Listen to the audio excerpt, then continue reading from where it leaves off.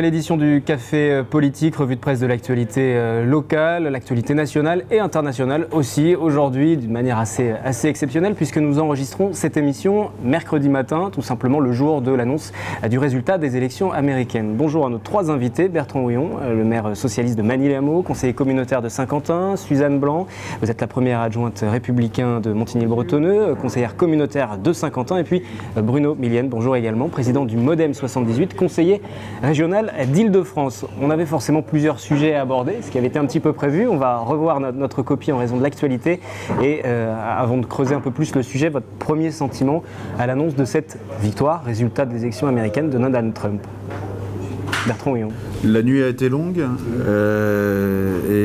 le résultat on est un peu abasourdi derrière parce que c'est vrai que c'est quelque chose à quoi on ne voulait pas forcément s'attendre, même si il y avait des signaux depuis plusieurs temps qui montraient une évolution de l'électorat. Après voilà, c'est un choix indépendant des Américains, c'est leur choix, on n'a pas de leçon à donner, bien au contraire, on a surtout à regarder chez nous comment ça se passe et à essayer de travailler tous ensemble pour le bien-être des habitants. Parce que la question qui se pose, c'est l'incidence que ça aura sur la politique internationale et donc forcément ça aura aussi une incidence pour nous Français, mais la question c'est aussi de voir comment les élections vont se dérouler dans quelques mois pour la France, puisque les mêmes causes produisant les mêmes effets et la situation internationale étant ce qu'elle est, on verra ce que ça donnera pour les élections françaises. Suzanne Blanc, votre sentiment ? Moi j'ai pour coutume de répéter qu'il ne faut jamais se fier aux sondages. Je sais pourquoi je le dis, mais c'est vrai que c'est quand même assez hallucinant. Au-delà de ça, tout comme le dit Bertrand Houillon, c'est vrai que nous ne sommes pas le peuple américain. Ils ont fait leur choix. Pas vraiment à nous d'en juger, qu'on aime ou qu'on n'aime pas. Et au-delà de ça, on va voir la suite. C'est wait and see là maintenant. Hein. Franchement, est-ce que le Donald Trump qui est arrivé, les 2 pouces en l'air, etc., va perdurer ? Déjà tout à l'heure, on voyait bien que c'était un petit peu plus... Je serai le président de tous les Américains.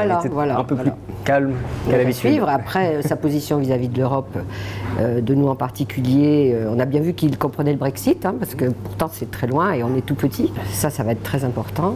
Et puis au niveau international, les alliances qui auront lieu aussi. Voilà. Avec les Russes, c'est déjà dit. Hein, donc, oui, voilà. Tout à fait. Bruno Millienne. Ouais, moi, cette victoire de Donald Trump, elle m'inspire une réflexion surtout, c'est que je pense que les Américains ont envoyé un signal fort en disant « vous ne nous écoutez pas assez », en gros, à l'establishment.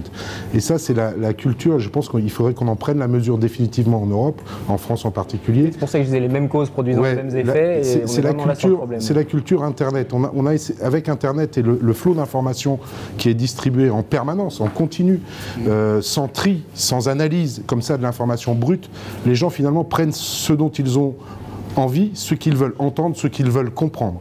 Et ce qu'ils ont compris, on le voit bien, hein, la montée des populismes en Europe, le Brexit en Angleterre, maintenant l'élection de Donald Trump, pour moi c'est un peu la montée des consciences politiques, pas forcément armées, sans trop d'éducation, je ne veux pas être donneur de leçons, mais qui prennent l'info brute et qui prennent ce dont ils ont envie, et surtout qui s'aperçoivent peut-être que l'establishment leur ment depuis trop longtemps, et c'est un peu un coup de balai, ce qui s'est passé aux États-Unis, et ça peut avoir des conséquences importantes, oui, effectivement, pour les futures élections en Europe, en France, en Allemagne notamment. Il va falloir qu'on fasse attention à tout ça. Mais pour faire le parallèle justement avec la situation européenne et la situation française, on explique souvent aux gens qu'il faut, et ça va nous ramener à des sujets d'actualité vraiment plus nationaux, qu'il faut voter contre. Il fallait voter contre Donald Trump. Pas forcément adhérer à Hillary Clinton, mais il fallait voter contre Donald Trump. En France, si on prend pas véritablement raccourci, mais on peut expliquer aussi qu'il faut voter contre Nicolas Sarkozy parce qu'il a déjà été président et qu'il n'a pas été à la hauteur selon certains des candidats. Il faut voter contre François Hollande puisqu'il n'a pas non plus rempli sa mission. Aujourd'hui, le problème, c'est qu'il n'y a pas d'adhésion envers la classe politique. Il n'y a personne qui incarne vraiment des idées et un renouveau. Et là, je m'adresse à 3 représentants de 3 formations différentes. Je sais pas, moi je pense que le prochain président, le prochain futur président de la République française, ou la présidente, il ne faut pas l'exclure maintenant, en dehors d'un programme de réhabilitation de l'économie, de libéralisation des énergies, pour qu'on respire un peu, parce qu'on sent bien qu'on est étouffé, il va falloir qu'il nous propose une vraie vision pour les je dirais les 20 ou 30 ans qui viennent. Moi, je trouve que dans les campagnes, dans les pré-campagnes, parce qu'on est dans la pré-campagne électorale, on va être clair, je trouve qu'on ne parle pas assez, par exemple, du monde de demain qui est en train de se construire à côté de nous et qu'on ne voit pas, avec l'intelligence artificielle. Par exemple, il faut qu'on en tienne compte. Parce que pour l'instant, on veut faire croire que l'intelligence artificielle, elle va toucher uniquement les gens peu qualifiés. C'est pas vrai. Elle va toucher aussi bien l'ouvrier peu qualifié que le radiologue le plus confirmé. Donc ça, il faut qu'on arrive à y penser, à l'anticiper, parce que ça va modifier complètement notre structure sociétale. Et il va falloir qu'on propose quelque chose aux gens. On va avoir le choix entre deux sociétés, en gros, une société plus solidaire, parce qu'il va falloir qu'on s'entraide les uns les autres, parce qu'il n'y aura pas le choix, parce que pendant les 20 ans qui viennent, ça va être compliqué, ça va être difficile, parce qu'on va commencer par détruire de l'emploi. Là, vous voyez, je ne prends pas la langue de bois, je vous dis franchement ce que je pense. On va commencer par détruire des emplois, ça ne veut pas dire qu'on ne va pas en recréer demain, mais il va y avoir une période d'adaptation qui va être difficile. Donc il va falloir qu'on... Il faut penser à tout ça, il faut vraiment que nos politiques nous offrent une vision là-dessus. Oui, on parle du programme nécessaire, mais il faut quelqu'un pour l'incarner aussi, ce programme. Et il n'y a pas d'adhésion aujourd'hui, même en France, autour d'un candidat. Je pense qu'il n'y a pas d'adhésion. Au Modem, par exemple, au Modem, on explique aussi qu'il faut voter Alain Juppé, parce que surtout, il ne faut pas voter Nicolas Sarkozy. Alors, ça, je peux vous expliquer pourquoi, il n'y a pas de souci, parce que je pense que nous, aujourd'hui, on est rentré dans un... ça fait partie de notre ADN. Nous, on prône le rassemblement depuis toujours. Depuis la création du Modem, et même avant, François Bayrou le portait, mais depuis la création du Modem, on prône le rassemblement. Pourquoi? Parce que les réformes structurelles qu'on a à faire, elles doivent avoir le plus large assentiment des citoyens. Si vous ne gouvernez que pour un camp, contre l'autre, vous n'allez jamais pouvoir les faire, les réformes structurelles. Et aujourd'hui, des candidats à la primaire, celui qui nous paraît le plus rassembleur, avec lequel on peut discuter, c'est Alain Juppé. C'est pour ça qu'on le soutient, rien de plus. Ce qui nous amène rapidement à parler de la primaire en France. Et Suzanne Blanc, vous soutenez François Fillon plutôt. Oui, je soutiens François Fillon, depuis longtemps d'ailleurs, ce n'est pas une nouveauté. Je suis séguiniste, ceci explique cela d'une part, mais ça explique aussi que le sectarisme n'existe pas dans mon esprit. Et là, je te rejoins, Bruno. C'est vrai que, on ne peut jamais gouverner tout seul. 2, il faut effectivement quelqu'un qui rassemble. Et 3, il faut, ou même avant tout, il faut quelqu'un qui ait un bon programme. Voilà, je trouve que ce renouveau, même si j'entends d'autres candidats dire que le renouveau sont eux, je mets au pluriel comme ça, voilà. Le renouveau, ça n'est pas le fait d'avoir été... enfin, je veux dire, ce qui est reproché à certains, c'est d'avoir été déjà ministre, etc., etc. Tout le monde l'a été, alors voilà. Parmi les candidats à la primaire de la droite, bien sûr.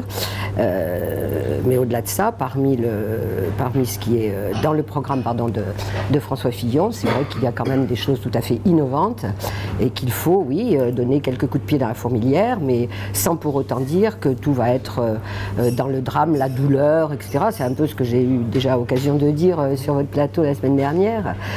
C'est pour préparer effectivement le monde de nos enfants et de nos petits-enfants, et puis que c'est vrai, il y aura des mesures difficiles à prendre, mais il faudra les prendre. Ça ne veut pas dire tout supprimer, ça veut dire compenser, ça veut dire faire différemment, mais en tout cas, voilà, c'est en ce programme que je crois et en cet homme que je crois. Bertrand Houillon, du côté du Parti Socialiste, comment vous regardez cette primaire de la droite, sachant qu'ensuite il y aura une primaire aussi à gauche?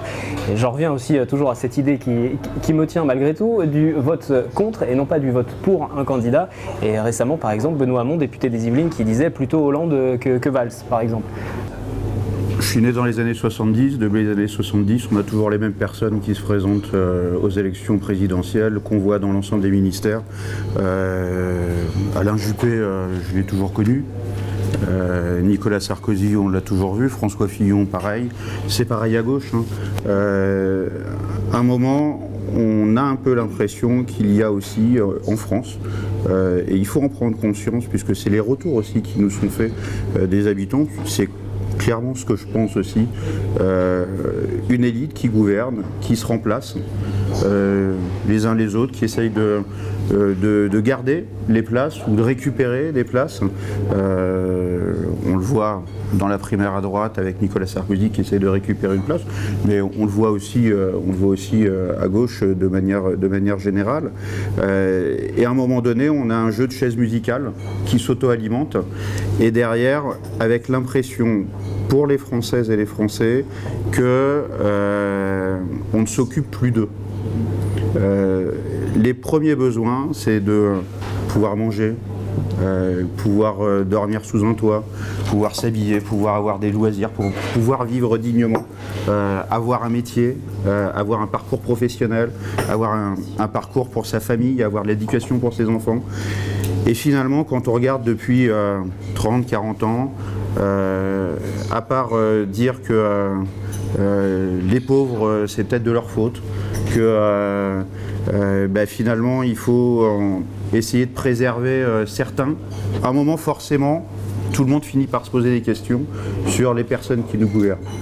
Aujourd'hui, pour éviter d'avoir peut-être un coup de balai hasardeux, trop hasardeux, et certainement qui serait un vrai recul, un vrai désastre pour une république comme la France, il faudrait peut-être commencer, au lieu de se regarder le nombril dans certains partis, rediscuter avec les gens.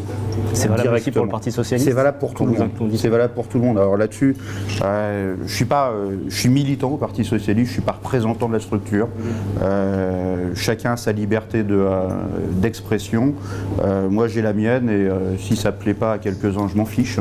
Le tout, c'est qu'aujourd'hui, tout le monde comprenne que ce qui arrive pour l'année prochaine en France peut être un vrai désastre, non pas pour... la victoire du Front National, c'est ça clairement que vous sous-entendez? Par exemple, oui. ou des populistes cachés. Voilà. Parce qu'à un moment donné, ces discours-là, on les retrouve chez d'autres. Quand je vois la double ration de frites, à un moment donné, il faut arrêter. Voilà. On est en France, on est là pour habiter ensemble. Cette fraternité qui doit nous amener tous ensemble, ça peut paraître un grand mot, mais c'est juste essentiel. Il faut redonner des couleurs à cette fraternité, il faut redonner du sens à ce mot, il faut qu'il soit compris par tout le monde, et c'est simplement la plus belle des protections qu'on puisse avoir pour vivre dignement nous. Voilà. Et ça, c'est pour moi juste l'essentiel. Il y a un climat qui est difficile actuellement. On célèbre un triste anniversaire, 13 novembre, les attentats parisiens, celui du Bataclan, du Stade de France et des terrasses, des cafés également. Pas oublier, parce qu'on évoque souvent le Bataclan, mais on oublie qu'il y a eu le même soir des attentats aussi à d'autres coins de la capitale. Il y a ce climat-là, sécuritaire. Il y a la pauvreté qui est à travers toute l'Europe et même au-delà, avec la crise des migrants, des réfugiés, et l'accueil qui est différent en fonction des communes. Ce qui m'amène à parler de la situation à Maurepas, par exemple. On a vu les élus s'inquiéter de l'arrivée, de la réquisition à la dernière minute d'un gymnase. Finalement, c'est une salle des fêtes qui a été réquisitionnée pour une quinzaine de jours. Suzanne Blanc, vous êtes du même bord politique que cette commune-là. Vous avez peut-être échangé avec Grégory Garestier, le maire, sur cette question. Ou en tout cas, quel est votre regard sur cet accueil des migrants? Je sais que pour eux, c'était compliqué. Moi, ce que je reproche. Sachant que je précise que Maurepas avait aussi accueilli des réfugiés pendant l'été. Pendant l'été, mais l'été, ça n'est pas la même période, c'est le cas de le dire. Dans la mesure où les gymnases, par exemple, sont moins occupés. Bon. Après, il faut trouver la meilleure solution, mais à mon sens, ce qu'il aurait fallu, tout de même, c'est que la moindre chose eût été que le préfet discute un petit peu avec le maire. Voilà. On n'en serait peut-être pas arrivé à une démonstration de ce type. Et vous, à Montigny, par exemple, est-ce que vous avez des échanges réguliers avec la préfecture sur un accueil probable, éventuel de migrants? À ma connaissance, pour l'instant, non. L'essentiel, c'est qu'il y ait eu tout de même un compromis de trouver et que ces personnes soient à l'abri. Bien évidemment, parce qu'on est là devant un drame tel que, voilà, on peut tout dire là-dessus, mais c'est épouvantable. Enfin, moi, je sais que parfois, quand, je ne dois pas être la seule, mais quand on voit ces pauvres gens et ces pauvres enfants surtout, c'est surtout ça, ces pauvres enfants errés, voilà, c'est juste pas possible. On ne peut pas en rester là et on se doit de faire quelque chose, bien évidemment.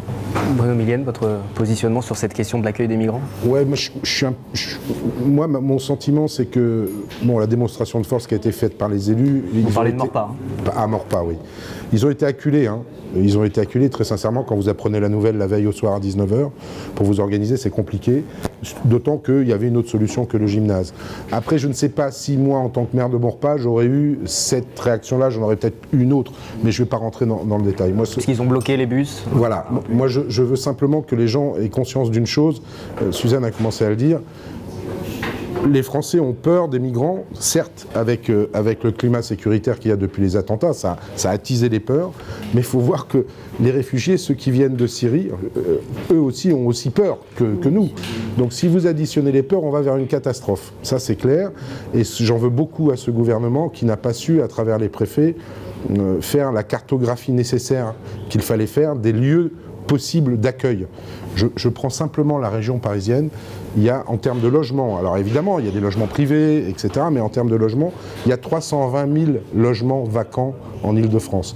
Alors je ne suis pas en train de dire à des propriétaires privés, ouvrez grand vos appartements et laissez s'installer les migrants, mais c'est pour vous dire que des logements ou des points d'accueil dignes, j'entends, il y en a, parce que même la solution trouvée, qui est la salle des fêtes, je suis désolé, c'est pas digne. C'est pas digne. Ces gens-là, il faut qu'on les accueille dignement, qu'on fasse évidemment le tri entre les réfugiés et les migrants. Ça, on l'a déjà dit, je me suis déjà exprimé là-dessus.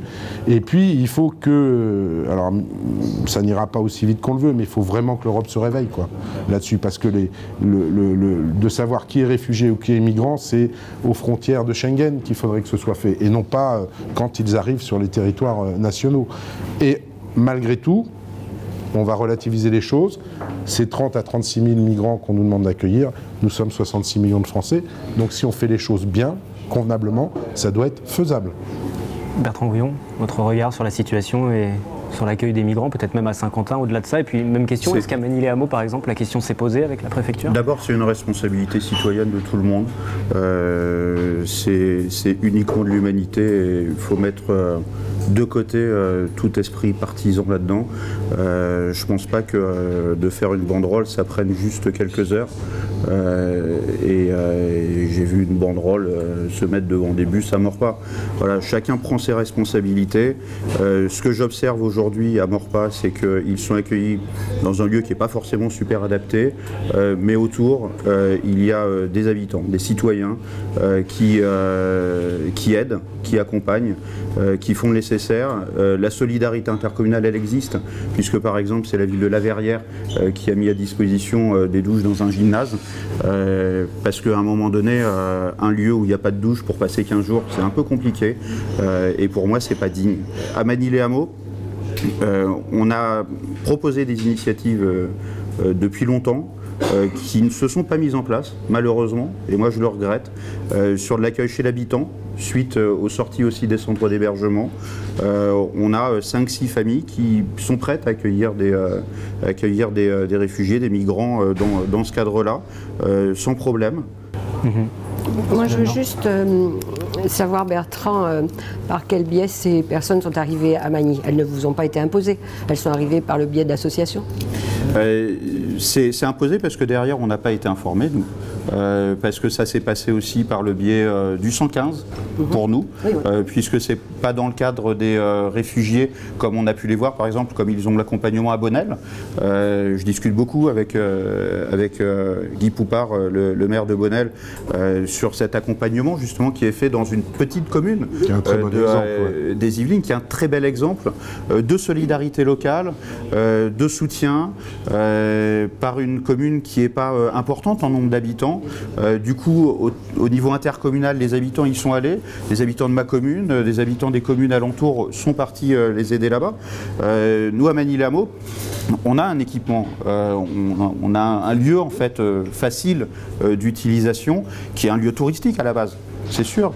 Alors, il n'est pas question de prendre la totalité du lieu, mais on a maintenant, depuis 2-3 ans, assez régulièrement, des personnes qui sont hébergées à cet endroit-là.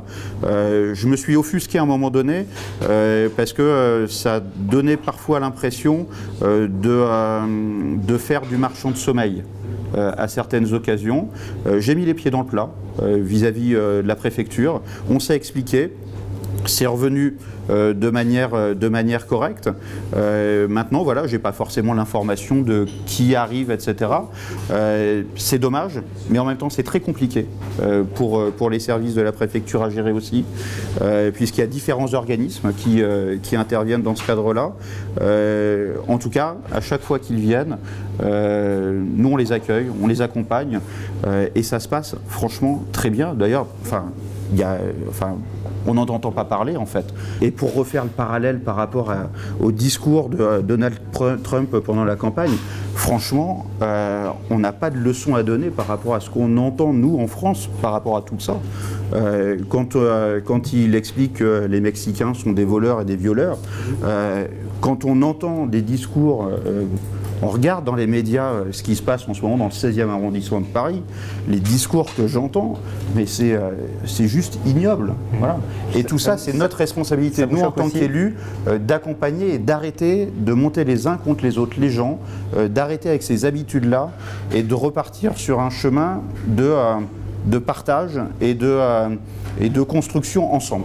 Vous partagez ce point de vue, et puis après il va nous rester quelques minutes d'émission. Et on oui, moi ce que j'allais dire, je ne pense pas que nous trois ici soyons des personnes anti quoi que ce soit. On est plutôt des gens ouverts, on est plutôt. Voilà.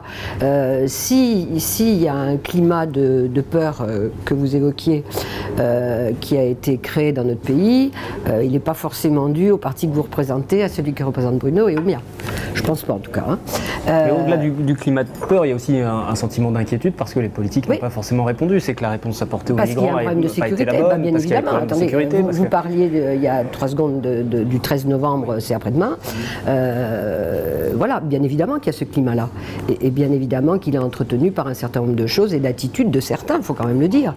Là, je ne parle pas des politiques, je parle tout simplement de certaines populations. Voilà, c'est facile de trouver des boucs émissaires. Oui. C'est toujours plus facile que d'essayer de construire des choses et de trouver des solutions, même si on est dans des temps qui sont très courts, parce qu'à un moment donné, voilà, il y a de l'adaptation aussi à trouver. Hein. Non, mais moi je voudrais juste revenir sur un point. Je regrette juste une chose, c'est qu'il y a eu un manque de concertation. On voit que dans certaines villes de France, en fonction de la personnalité du maire, les choses se sont bien organisées avec le préfet, et dans d'autres endroits de France, où les maires sont moins connus politiquement, où ils sont moins sur le devant de la scène, les choses ont été imposées. Voilà. Je regrette simplement ce manque de concertation, parce que je pense que s'il y avait une vraie concertation, on aurait pu aboutir à plus de choses. Je ne vais pas encore vendre François Bayrou, mais à Pau, par exemple, il y a plus de 500 familles aujourd'hui qui sont installées et disséminées dans la ville, et ça se passe très bien. Parce que, évidemment, quand le préfet appelle François Bayrou, il va d'abord lui demander ce qu'il en pense et comment il peut faire les choses. S'il appelle Bruno Millienne à Jumoville, le préfet il va me dire, ben voilà, je te réquisitionne ça. Donc c'est en cela où voilà, je pense qu'on aurait pu, la guerre en Syrie, ça fait 4 ans, hein. Ça fait plus de 4 ans, on savait que ces gens-là allaient arriver. Donc on aurait pu le préparer. Je jette pas la responsabilité forcément sur ce gouvernement-là. Je ne sais pas comment un autre gouvernement aurait réagi. Ils ont plein de choses à traiter, c'est peut-être très compliqué, mais malgré tout, aujourd'hui, on ne peut pas se passer des élus locaux. C'est eux qui connaissent leur territoire. Bertrand, vous êtes le premier à l'avoir dit. Donc il aurait fallu effectivement un peu plus de concertation. Ça aurait provoqué moins de heurts, moins de peur de part et d'autre, et donc plus d'acceptation, puisqu'on le voit bien. Là où ça se fait bien, là où ça se passe bien, il y a l'adhésion de la population. Donc on a quand même une espèce d'antagonisme entre l'adhésion de la population, une fois que les gens sont là pour les aider, et la crise que ça provoque dans les médias autour, en disant ouais c'est pas normal, machin, etc. Les gens sont prêts à aider, les Français sont prêts à aider. C'est ça l'important. Oui, mais il faut aussi qu'en haut, on tienne compte un petit peu des élus locaux. Je suis juste désolé de le dire, mais c'est la base de tout. Voilà. Oui, moi j'allais dire, le Français est râleur, on le sait, mais il est généreux par ailleurs. Donc moi je désespère pas du tout du genre humain, et en particulier du nôtre, hein, franchement. Ça pourrait être la conclusion de ce café politique, d'ailleurs, ne pas désespérer au regard de l'actualité bien triste qui nous a occupé au cours de cette demi-heure d'émission. Juste un tour de table rapide sur ce que vous retenez de l'actualité des 15 derniers jours, Bruno Millienne, et puis on terminera avec Bertrand. Il y a une actualité fraîche, qui est l'élection de Donald Trump. On en a déjà parlé. Moi ça m'inquiète beaucoup pour l'onde de choc que ça risque de propager. Et si j'ai qu'un message à passer à nos futurs candidats à l'élection présidentielle, donnez-nous une vision, parce qu'il y a plein de sujets dont on ne parle pas. On vient de parler des migrants, par exemple. Le réchauffement climatique, ça n'a pas fait que faire apparaître une jungle à Calais. Hein. Je suis désolé de le dire à Nicolas Sarkozy, mais ça, je ne peux pas entendre ce genre de choses. Le réchauffement climatique, l'environnement, la préservation de la biodiversité, par exemple, ça va être un des problèmes auxquels on va être confronté demain. Et en termes de migration, ça va être un flux 100 fois, 1000 fois 100 000 fois plus important que ce qu'on a aujourd'hui à cause des guerres. Et il va peut-être falloir aussi qu'on parle de ça. Et on peut préciser que Donald Trump n'a pas l'intention d'appliquer les différents accords internationaux en matière d'environnement, ça faisait partie de son programme. En plus. Suzanne Blanc, ce qui vous a marqué dans l'actualité? Des 15 derniers jours, Oui. C'est vrai que là aujourd'hui tout est balayé, donc voilà. Sauf qu'aujourd'hui on est tout de même le 9 novembre, que c'est quand même une journée marquée de plusieurs anniversaires. La mort du général de Gaulle, d'autres drames qu'a vécu le genre humain. Voilà, donc c'est un peu curieux. C'est oui, une drôle de coïncidence. Ne perdez pas espoir, vous avez dit qu'il fallait garder espoir. Heureusement, mais non, enfin bon. Bertrand Houillon. On est à 1 an des attentats au Bataclan et à Paris, et le Bataclan va rouvrir. C'est une note d'espoir. Puisque à partir du moment où il y a cette fraternité en France, on sera toujours debout. Je participe à un mouvement, en tout cas je soutiens un mouvement qui s'est créé, qui s'appelle Fraternité Générale. En ce moment, ils ont des clips vidéo un petit peu partout sur les chaînes de télévision et des événements qui ont lieu. Et ce message des artistes, du monde de la culture, du sport, citoyens de manière général, associatif. C'est aussi tout cet élan qui doit nous permettre de sortir du marasme dans lequel on a parfois l'impression de trop tomber. Merci à tous les trois. Prochain Café Politique le 26 novembre. Merci de nous avoir suivis.